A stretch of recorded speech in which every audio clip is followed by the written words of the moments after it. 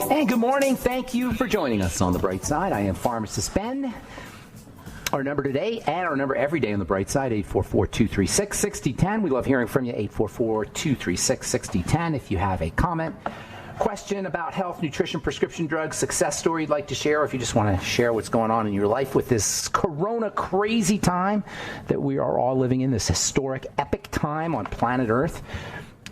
Really, on planet Earth. This is a planetary crisis.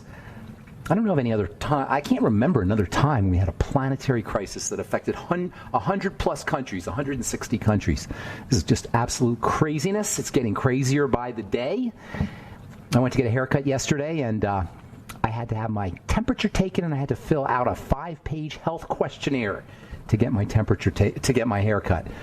Of course, I just said, you know what, I'm going to keep my hair longer. But this is the kind of stuff that we can expect. I was watching a commercial yesterday for Burger King. Burger King is testing all their employees, and they're very proud of that. They test all their employees and they're all for their temperature, and everybody wears masks. It's just all of this stuff is based on the fact that we don't understand how our bodies work. We don't understand science. We don't understand immunology. We don't understand nutrition. We don't understand pharmacy. We don't understand medicine.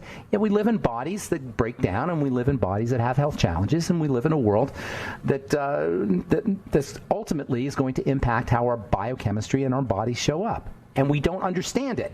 And so when somebody tells us we got to wear a mask, we say, of course, we're going to wear a mask. Somebody tells us we've got to social distance, we got to stay 6 feet apart from each other, we say, of course, we're going to stay 6 feet apart from each other. And if they say we're going to enforce this legally, then we say, of course, enforce it legally. In fact, we beg them to enforce it legally. I was talking a couple weeks ago about a post I was reading on Nextdoor, the website Nextdoor, which is like a Facebook for neighborhoods, nextdoor.com. And there were people talking about how they want to talk to the governor, to have martial law, to make sure everybody wears their mask, not completely oblivious to the impact of government intrusion on these very intimate and personal and private aspects of our lives. It's because we don't ask questions and we don't understand how our bodies are put together. That's what this program is about, helping us all understand how our bodies are put together and helping us understand how to ask the right questions. 844-236-6010 is our number. We've got a guest coming up at the bottom of the hour. Andy Frazier is going. We were supposed to talk to her last week. She's going to talk about her how to deal with our aging parents. I am personally dealing with that. My mom is her mind is sharp as a tack, but her body is just falling apart. And Andy Frazier is going to talk to. She's the editor, by the way, of editor-in-chief of My Worth LLC and the author of the book Financially Free: 11 Conversations to Have with Yourself About Life, Money, and Worth. And we'll talk about the pandemic's effect on taking care of aging parents. That'll come up at the bottom of the hour, and then we'll take your calls next segment if we have calls. I hope we have calls. 844-236-6010 is our number. If you want to purchase longevity products, go to brightsideben.com, pharmacistben.com, or criticalhealthnews.com, or call 866-735-2470. 866-735-2470. And don't forget to ask about joining the Bright Side Ben team. Love to have you as a member of the Bright Side Ben team. We can help you build your business. We can help you make money. We can help you understand how to use the longevity supplements for yourself, for your family, for your friends, and for your clients.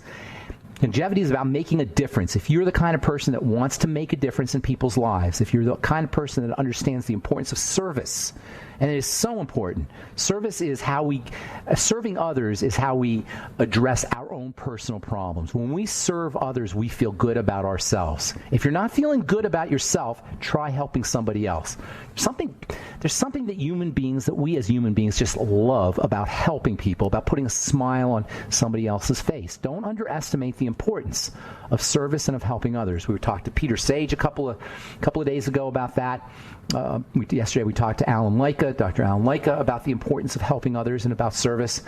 Longevity gives you an opportunity to do that and to make money while you're helping others and while you're serving. If that sounds good to you, for a one-time $30 fee, you can be in business for yourself. Call 866-735-2470 for more info, or head to brightsideben.com, pharmacistben.com, or criticalhealthnews.com.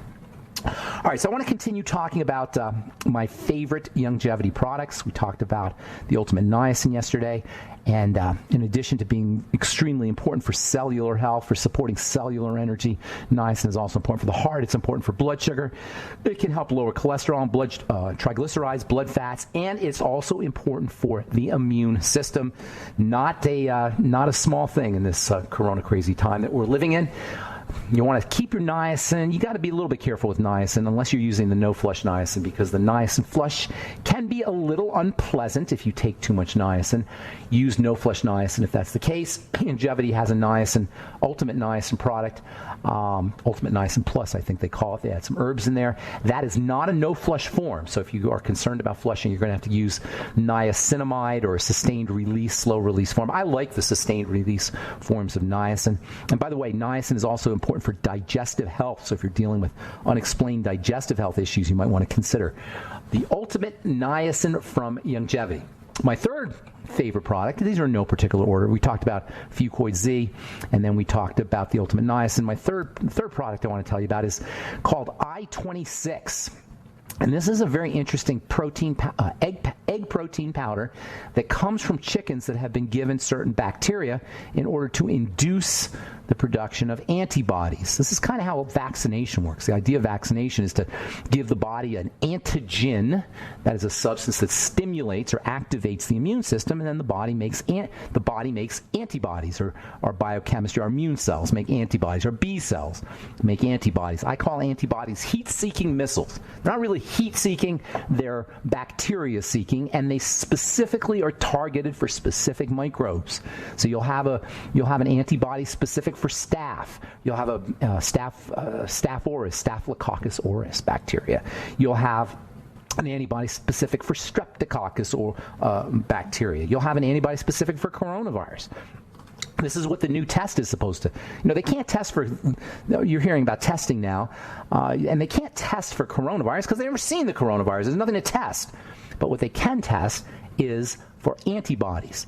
These antibodies are supposed to indicate whether you've been infected. Now, of course, if you have an antibody, that doesn't mean you're symptomatic. That doesn't mean you even have a problem. It means you've been infected, and now your body is fighting that virus. And whether or not that really matters is up for debate. Nonetheless, the idea of testing for antibodies is a tried and true way of testing for infections, because antibodies are produced and then secreted in response to infections. Well, by giving chickens infections, you can have them make antibodies. Chickens will make antibodies, and those antibodies will come out in the eggs.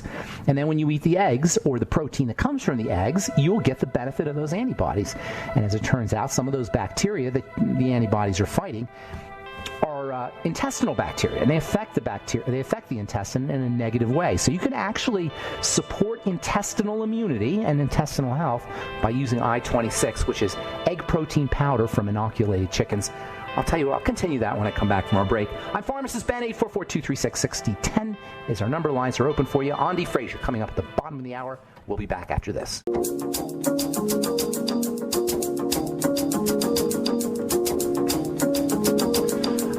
Back on the bright side. Got lines open for you. 844-236-6010. We'll get your calls this segment. Andy Frazier is with us at the bottom of the hour, author of the book Financially Free, 11 Conversations to Have with Yourself About Life, Money, and Worth. And we are going to talk about taking care of your elderly parents during this coronavirus time, this crazy coronavirus time. Can this crisis create a strain on the care of your aging parents? Is Andy's pitch. We'll talk to her at the bottom of the hour. We'll get your calls this segment, 844-236-6010. If you have questions about anything we're speaking about here today, or health challenges you or a loved one may be dealing with. Before we went to break, we were talking about I-26, Immune 26. The I stands for Immune 26. I-26 is a longevity product. It's been out for a few years now. Technically, it's called Hyperimmune Egg. Hyperimmune because it's made from egg. It's made from chickens, or it's egg that comes from chickens that have been immunized with various bacteria, staph bacteria, and E. coli bacteria, and salmonella bacteria, and Pseudomonas bacteria, and Klebsiella bacteria and a whole bunch of different strep bacteria. Basically, the idea is you inject the chicken, you inoculate the chicken with various bacteria. The chicken makes antibodies to that bacteria. You know, just sit with that for a second, that concept that when you get back, when an animal, a human or a chicken, gets bacteria, gets an invader gets into the system, the body, whether it's a chicken body or a human body or a dog body or a cat body, it's amazing, really. The bodies of animals, including humans, will make antibodies to fight those bacteria.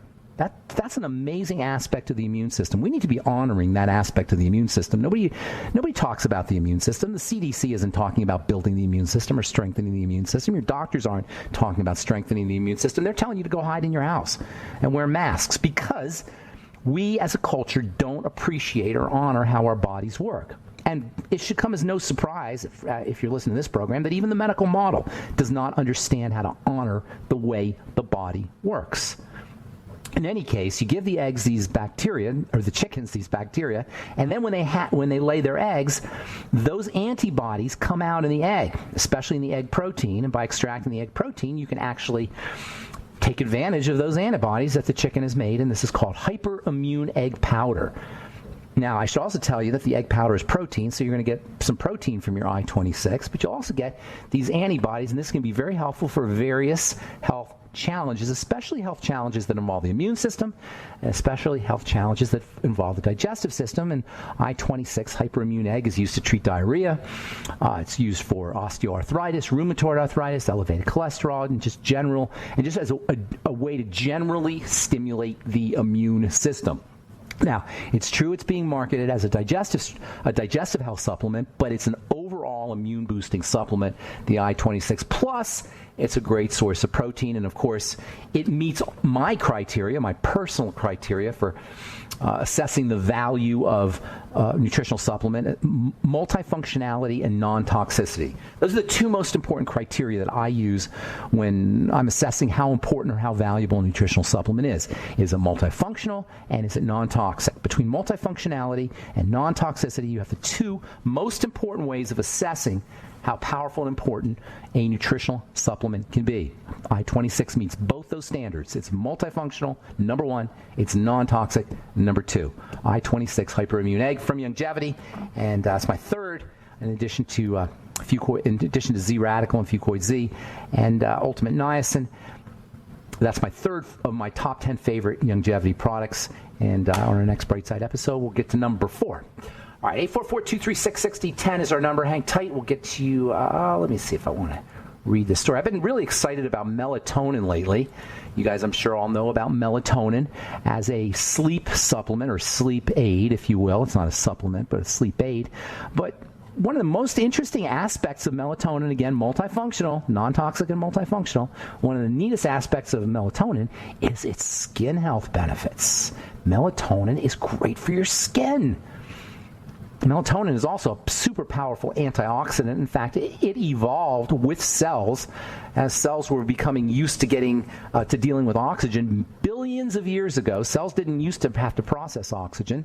Cells that didn't process oxygen were the major life form on the planet up until about 2.5 to 3 billion years ago. Right around then, we got oxygen. Cells figured out how to utilize oxygen. There's an interesting story there. Nonetheless, when they figured out how to utilize oxygen, now all of a sudden they had to deal with anti-oxidation because oxygen is a double-edged sword. Obviously, it's good for fuel. It's important for fueling or creating energy, but also oxygen can create oxidation reactions and cause problems. So nature had to devise an antioxidant system, and one of the first of the antioxidants that evolved with cells as they became aerobic, that is, as they developed the ability to utilize oxygen, was melatonin. And that was its first role. Now, today we know melatonin is important for sleep, but it also turns out that melatonin can be applied topically to improve the appearance as well as the function of aging skin. How do you like that? Crush up a melatonin tablet and put it in your favorite cream or lotion and use it as a night treatment. And make sure you're using melatonin orally. 3 to 6 milligrams. It's not just for sleep, by the way. And for that matter, it's not just for skin. It's wonderfully anti-aging. And melatonin is also related to the daytime stress management hormone, serotonin. In fact, melatonin gets turned into serotonin, and serotonin gets turned into melatonin. 3 to 6 milligrams a day of melatonin, a night of melatonin. You want to take it at night is a good place to be. And it's always probably a good idea to take days off from your melatonin. Melatonin is not really a nutrient. It's a hormone. And one of the risks that you run when you take oral melatonin exogenously is your body will make less of its own. So skipping days, even a couple days or 3 days or even a week at a time is probably not a bad idea. All right. 844-236-6010 is our number. Let's go to Phil in California and say good morning. What is up, Phil? Oh, I just lost Phil. I'm not sure what happened to Phil. All right, Phil, call back. I don't know where you went there. I think we talked to Phil yesterday. There's also, by the way, melatonin is not just a nutritional a supplement. You can actually get melatonin by eating certain foods. How do you like that? Who knew that melatonin is also found in foods? Makes sense because it's a natural chemical. It's made in the body, so it makes sense that melatonin would be found in foods. Cherries are one of nature's best sources of melatonin, especially bitter cherries, we'll say sour cherries, are one of nature's best sources of melatonin. You also find melatonin in bananas, and that might be one of the reasons why bananas have a reputation for being a sleep-inducing food. Oats are also a good source of melatonin. Tomatoes are not only a good source of melatonin, but they also have potassium in them. They also have vitamin C in them. They also have B vitamins in them. Tomatoes are one of the all-time great nutritional foods. Everybody likes tomatoes, but some people can't use tomatoes. Tomatoes are nightshade vegetables. If you have arthritis, particularly, or any autoimmune disease, you may want to be a little bit careful about using tomatoes. So melatonin is not just found in nutritional supplements. It's also found in foods. Oats, bananas, cherries, tomatoes. Also, pineapples are a good source of natural food melatonin. All right. I'm Pharmacist Ben. You're listening to The Bright Side. We got Andy Frazier coming up in our next segment. We're going to talk about taking care of your aging parents during the COVID-19 crisis. I'm Pharmacist Ben. We'll be back right after this. Don't go away.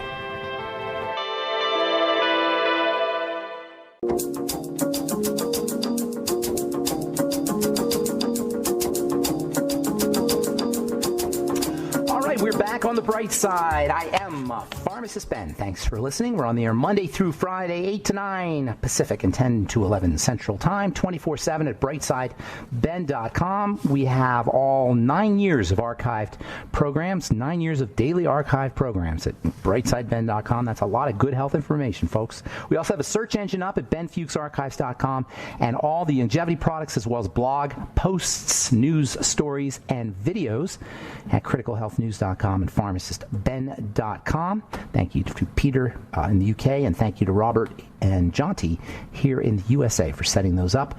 And don't forget to take a look at our Truth Skin Health products at truthtreatments.com, all created in my compounding pharmacy to heal wounds. And as it turns out, no surprise, when you heal a wound topically, you beautify the skin, and all our Truth Treatments are designed to heal wounds as well as beautify the skin. Check them all out at truthtreatments.com.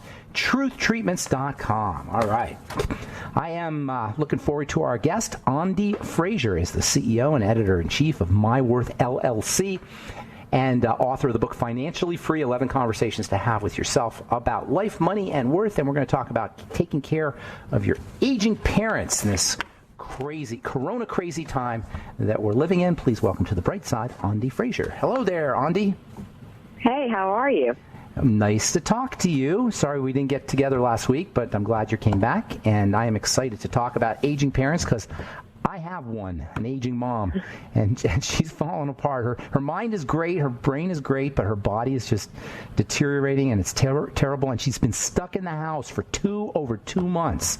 So tell us a little bit about first of all, tell us a little bit about what are the specific problems that the elderly face during this time. Then let's get into some solutions. Well, certainly, I think depending on where your aging parents are located, if they're in your home, then that presents itself with a lot of different issues, trying to make sure that they are okay while you also might be at home. You might even have children still in the house, and so there's a lot of people in the house at one time, and that's certainly kind of hard to manage everybody's expectations. And really their emotional state and anxiety during all of this crisis. If they're in a facility, and whether it's an assisted living facility or a nursing facility, certainly that presents a whole new realm of challenges, considering most of us aren't able to go and visit them like we were able to before. And so really making sure that they are feeling supported, even if you physically can't be there, is certainly critical during this time. How about when your parents are living alone, but they're far away from you? You know, my parents don't live near me. They are in their early 70s, and they're still very active, but certainly I have been concerned because they're in a state that's opening up where I'm in a state that's not opening yet. And, you know, I've been really encouraging them to take the necessary precautions and to be careful. But trying to tell your parents what to do is not always an easy thing to do. But just encouraging them to be safe and do all of the things that the healthcare professionals are advising us is really important right now so that they can protect themselves from getting sick. In addition, making sure that you understand where their important documents are, where their, living will, for example, might be, or their advance directives. Those kinds of documentation is good for you to know in case something happens and they are, in the hospital and can't give you that information. Do you suggest people, if they don't have a living will, that they do one, older folks? And Absolutely. I think younger and older. I think it's always a good idea to have one.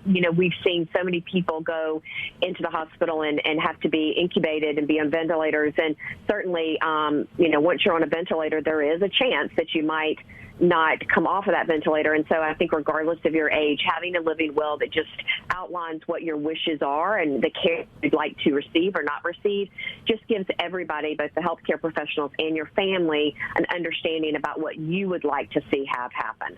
How about now it's one thing to help your elderly parents, but how do you help the caregivers? Because it's a burden on the it's hard for your elderly parents, but there's a burden that the caregivers are going through too, right? I think this is such an important topic. We sometimes don't think about making sure that we are in really good communication with those that are caring for our parents, especially if they are in a facility where they're getting care outside of the home. Making sure you're talking with the caregivers. They're with your parents every day, day in and day out. They may know more about their day-to-day schedule and what their moods are than maybe even you do at this point. And so just asking them how best you can support them. Is there any specific way that they feel like would be good for you to talk with your parents about what is going on? I think that having good communication with those caregivers really can ease the impact of the anxiety that you might have on your parents. And they may have some great suggestions, and they can let you know what they need from you and how best you can be supportive during this time.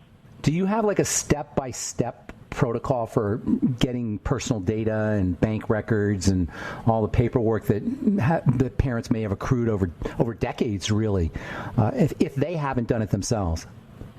Yeah, I think, first of all, there's, a list of documents that we provide at myworthfinance.com that you can get to really understand what documents you really need. But a lot of people will think about those paper documents, having a life insurance policy or having a will or maybe some investment statements. But I think it's also important to not forget those online accounts that maybe have been created, and making sure you have usernames and passwords and that you have all the necessary information to verify who you are, so that if something happens, you can also get into those accounts and help them manage whatever might be going on there. And if you aren't comfortable giving that to somebody else and you're creating it for yourself, at least have that documented somewhere where somebody knows where it is in the event that you are unable to, let them know about those things so that they can get their hands on it. And that should also be coupled with a durable power of attorney. If you want somebody else to be making healthcare or financial decisions on your behalf, you would need to have a durable power of attorney for them so that they can make those changes and access that information. Do you work with the children, or do you work with the parents themselves? Do you help the parent, you personally, do you help the parents, help the children, help them kind of thing? You know what I'm saying? I mean, or do you just work with the kids? Well, I think sometimes you start off maybe working with one or the other, but I really love whenever there's the opportunity to have everybody in the same room together, because having that open line of communication so that the parents can really communicate what their wishes are and what their desires are and where they need support but also having the kids there to be able to ask questions and kind of serve as a more of a neutral third party that can help facilitate that conversation. It makes it a lot easier than having someone like myself be a go-between, which you can do, but if everybody's in the same room, it gives you an opportunity to clear up any misunderstandings right there on the spot. So you're talking today about parents and about kids, helping their parents deal with financial issues and helping the parents somehow plan for the future. But your expertise is in something called behavioral finance. That's so intriguing to me. Behavioral finance, right? It seems like those are two completely separate ontological categories, behavior and finance. But what exactly does it mean, behavioral finance? Well, behavioral finance has actually been around for a while. When I got started in the financial industry back in the 90s, I heard about this and started doing a lot of research and reading, and now it's become a little bit more ubiquitous. We're hearing more and more about it. But it is really the study of how we behave around money. I'm a firm believer that money is not math, that we attribute a lot of other characteristics to money, and so we have to be able to look at that when we're making financial decisions. I want to dive into that because I think that's a very important and fascinating topic. Hang on. We got to take a break, Andi. We're talking to Andi Frazier, author of the book Financially Free, 11 Conversations to Have with Yourself about life, money, and worth. I am Pharmacist Ben. We'll continue our discussion with Andi Frazier on the bright side right after this break. Don't go away.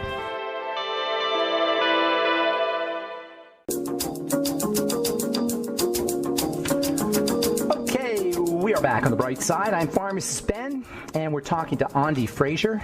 Andi, before we went to break, we were talking about behavioral finance, which is very intriguing. A couple of words there put together, behavioral finance. What exactly does it mean? And then your book is actually about that too, isn't it?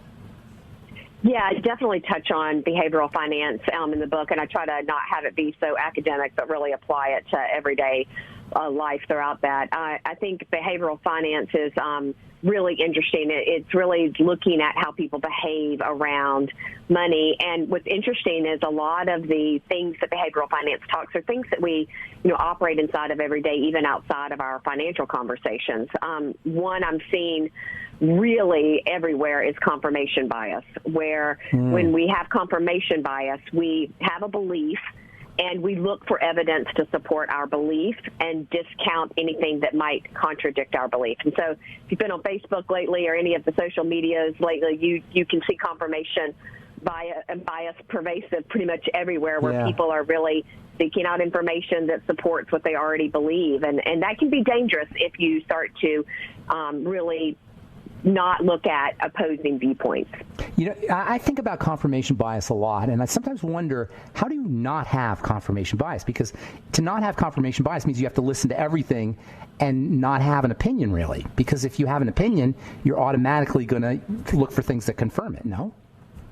Well, I think the very first thing is just to be aware that you may be operating inside of confirmation bias. I don't know that everybody's aware that they're doing that. And so when you start to only seek out information or only become friends with people that believe what you believe or only go to news media that says what you already believe, then you are really not allowing yourself to see other viewpoints. And so you may not be able to get everything, but I think encouraging people to open up and see the other side gives them a little bit more perspective to evaluate what they're hearing and seeing. But it's not just see the other side, it's actually like listen to the other side or be with the other side in a way. It's not just to see it, because you can always see it and still have confirmation bias. But you're saying, I think you have to actually be part of the other side, no? Yeah, see the other side, but not be listening or reading material with the frame of reference that you're going to prove that they're wrong and you're right. You have to kind of be able to read and hear and say, I'm not going to try to prove this is wrong. I'm going to be open to how might I apply this to my life, and is there some truth in there? Is there something I can learn from this other viewpoint? So how does that play into behavioral finance? So even when it comes to money, when people are operating inside of confirmation bias, if you grew up believing that you needed to save, religiously, and you needed to make sure you always had a lot of money, you may always be looking for, investment advice or financial advice that really supports that belief. And you might, as an example, not choose to take some measured risk, which allows you to be able to grow your wealth and beat inflation. So it's just about recognizing that the beliefs that we grew up with can influence our ability to make decisions as adults, and it's okay to challenge those beliefs and really determine if they're right for you at the stage you're in now. you say okay to challenge those beliefs, but isn't it a must if you want to have an effective life and make good decisions to challenge your beliefs? Isn't that you have to challenge beliefs? No? I think it's always a smart thing to do so. First of all, you might find that, okay, my beliefs are right and I want to keep moving with them, but at least you're analyzing it from a logical viewpoint rather than just doubling down that only your belief is the way to go. Okay, so tell us a little bit about the book. Very unusual, a very interesting way that you put it together. It's 11 conversations with different women about their emotional and behavioral kinds of things around dealing with money. Tell us a little bit about the book, and also tell us a little bit about who would benefit from it or who should buy the book. So the book I wrote with a real strong intention that it wouldn't be a how-to book. I know there's a lot of how-to books out there, and what I wanted to do is kind of take the conversation in a different direction and actually talk about some of the things that you need to have in terms of conversation with yourself first before you start to get into action so that you can get into action and actually have results. So the first part of the book really talks about your mindset, your beliefs about money, what are your values and goals, how were you raised, and is that something that you've taken the time to really identify, and is it a pattern you want to continue or not? And then the second part of the book starts to outline some conversations to have with yourself around the 5 financial components: cash flow, protection, savings, growth, and debt, thinking about love and money and how to have relationship conversations, and even how to think about your legacy and teaching your children about money. And then what do you mean by maxim when you talk about maxim in the book? So a maxim is a story that we tell ourselves about money. And really it could be beyond money. It could be a story we tell ourselves about ourselves. And so I talk in the book about a woman that I met early on in my career. Her name was Sally, and her money maxim was, I am inadequate, I am unworthy. And that maxim was playing forward in a lot of areas of her life, but specifically when it came to money. And so therefore she knew she needed to get out of debt and save money, but yet this feeling of being inadequate or unworthy kept her in this kind of spending spiral and was preventing her from really achieving the goals that she really wanted to in life. What is the link between self-worth and self-esteem and money problems? I think a lot of people think that having money means you'll have a greater sense of self-worth. And what I find is that really it's the opposite that's true, that your self-worth and how you feel about yourself has a direct correlation to how you interact with money. And if you really have a strong sense of self-worth, then you will make different decisions with regards to your money. Whereas if it's the opposite is true and you feel like that what you have and the items, the things you have are really dictating your self-worth, you can get caught in making really poor decisions that way. Now, what are a couple questions here. First of all, what are the 4 critical components of financial health? And then secondly, I want to talk a little bit about the gender difference between men and women when it comes to finances and when it comes to money. So first of all, 4 critical components of your financial health. I think, first of all, making sure that you understand what your cash flow is. Wealth is created in the in-between of cash coming in and cash going out. So understanding your cash flow, certainly looking at what you have in terms of protection elements. If you grow wealth and you haven't already protected it, then it's always subject to loss. And I find people don't like loss. And then looking at your savings elements, which consist of a Liberty Fund, your retirement plans, and then where you are able to grow money and invest for the future. And that also might include real estate or business opportunities. Where do you suggest people put extra money? Is it in the same traditional places like bonds in the stock market, or is there different places to put it in the specific time that we're going through? Well, I will tell you that I think that the number one question you should ask is you should be looking at the order in which you're making decisions. Right now, especially after 2008, right now what we're dealing with this crisis, I am still amazed that so many people don't have even $400 to cover an emergency expense. 40% of Americans don't have $400 to cover an emergency expense. So before you start thinking about retirement and investing, you need to make sure you have what I call a Liberty Fund, which is 6 months worth of living expenses saved, so that if a crisis does occur, you have some money that you can draw on to help you get through that crisis. And so the order in which you make decisions is as important as where you put your money.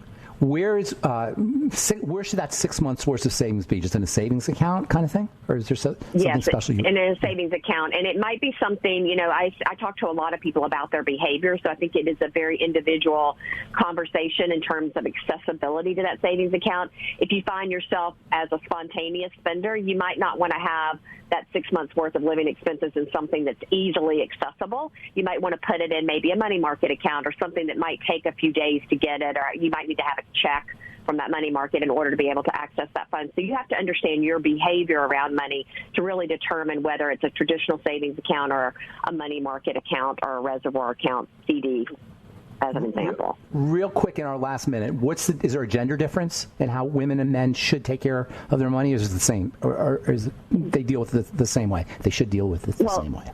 Certainly, I think that, boys are taught about money differently than girls, and we're seeing that kind of evolve as they grow into adults. I think that women tend to be a lot more concerned around security and be more measured in their decisions, which is a good thing because they stay more consistent with them, whereas I find men kind of jump around a little bit more, looking for the next big thing. I also think that women have some unusual circumstances they have to take particularly care to address, like they traditionally live longer than their male counterparts. They also might be caring physically, not just financially, for elderly parents, and they also are more concerned with leaving a legacy for their family. So those things combined really do present women with some unique challenges that they must address. Thank you so much, Andi. If people want to work with you individually, do you take on individual clients? I do occasionally, so they can find me at andifrazier.com, or they can also check out myworthfinance.com, where we have a lot of information that they can read and really learn about money. That's awesome. Thank you so much for being on the bright side, Andi Frazier of myworthfinance.com. The book is financially free, 11 conversations to have with yourself about life, money, and worth. Thanks, Andi. Have a beautiful day, and thanks for being a part of the bright side. Appreciate it. That's Andi Frazier, myworthfinance.com, myworthfinance.com. Thank you for listening to the bright side. I am Pharmacist Ben. Have a wonderful, beautiful, awesome, spectacular day, folks. We'll talk to y'all later. Bye for now.